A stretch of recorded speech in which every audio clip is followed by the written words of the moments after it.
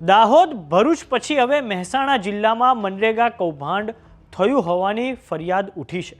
મહેસાણા જિલ્લામાં વિસનગર ખાતે મહમ્મદપુરા ગામે વર્ષ 2021-22માં મનરેગા યોજનામાં કૌભાંડ થયાની વાત બહાર આવી છે, જેને લઈને સ્થાનિક નાગરિકોએ તાલુકા પંચાયત ઓફિસમાં આવેદનપત્ર આપ્યું છે।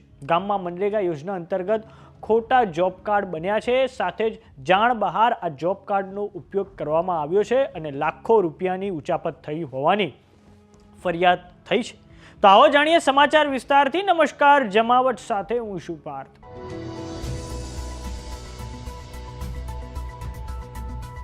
મહેસાણા જિલ્લાના વિસનગર તાલુકાના મહમ્મદપુરા ગામે મનરેગા યોજનામાં કૌભાંડ થયાની ફરિયાદ સ્થાનિક નાગરિકોએ કરી છે। આ માટે સ્થાનિક નાગરિકોએ તાલુકા પંચાયત ઓફિસમાં આવેદનપત્ર આપ્યું છે। મહમ્મદપુરા ગામે મનરેગા યોજના માટે જે જોબ કાર્ડ બનાવવામાં આવ્યા હતા તે જોબ કાર્ડ ધારકો પાસે છે જ નહીં। જોબ કાર્ડ ધારકોના નામે ખોટા બેંક એકાઉન્ટ ખોલવામાં આવ્યા હતા।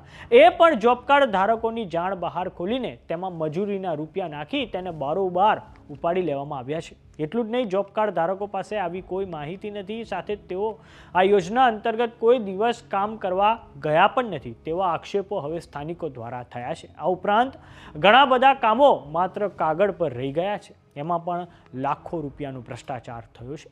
તો આવો સાંભળીએ મનરેગા યોજનામાં સ્થાનિકો દ્વારા ભ્રષ્ટાચાર વિશે શું આક્ષેપો કરવામાં આવ્યા છે। રાવળ રમેશભાઈ ઈશ્વરભાઈ નામ છે મારું, અને અમે મનરેગાના એ થયેલા છીએ।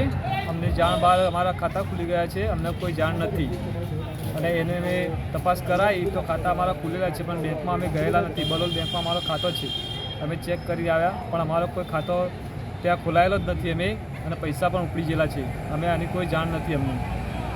અમે મહમ્મદપુરા ગામથી આવેલ છીએ અને અમારા ગામમાં મનરેગા યોજના સહિત અન્ય કામોમાં ભ્રષ્ટાચાર થયો છે, તો એના અનુસંધાને અમે ટીડીઓ સાહેબને આવેદનપત્ર આપવા આવેલા છીએ। સાહેબે શું જાણ?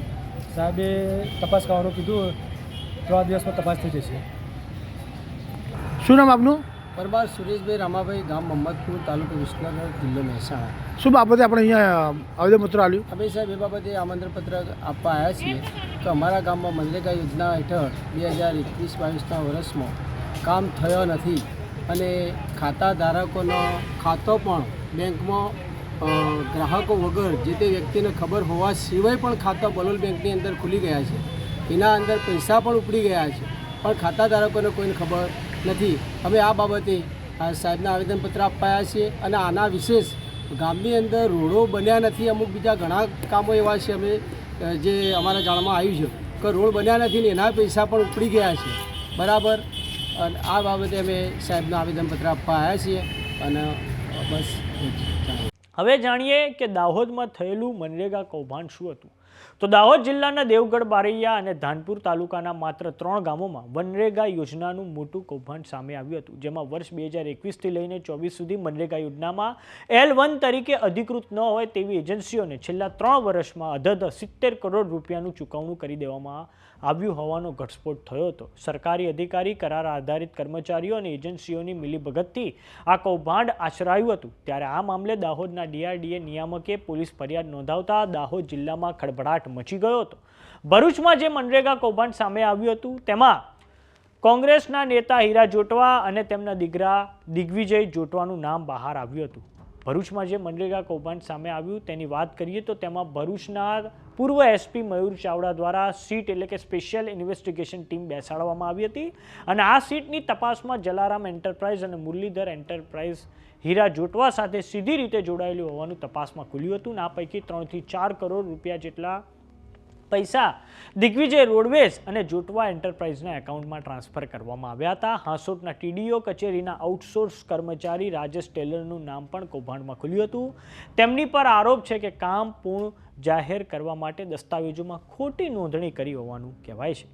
ભરૂચના મનરેગા કૌભાંડની જાણ થતાં જિલ્લા ગ્રામ વિકાસ એજન્સીના સહાયક હિસાબ અધિકારી પ્રતિક ઉદયસિંહ ચૌધરીએ એ ડિવિઝન પોલીસ સ્ટેશનમાં અધિકૃત ફરિયાદ નોંધાવી હતી, અને હાલમાં કોંગ્રેસ નેતા હીરા જોટવા અને તેમના પુત્ર દિગ્વિજય જોટવા જામીન પર બહાર છે। તો દાહોદમાં જે મનરેગા કૌભાંડ બહાર આવ્યું તેમાં ગુજરાત સરકારના પૂર્વ મંત્રી બચુ ખાબડનું મંત્રીપદ જતું રહ્યું છે।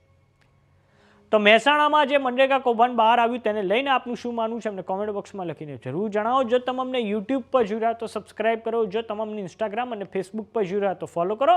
સાથે જ અમારી વોટ્સઅપ ચેનલ આવી ગઈ છે, જોઈન કરવાનું ના ભૂલતા. નમસ્કાર.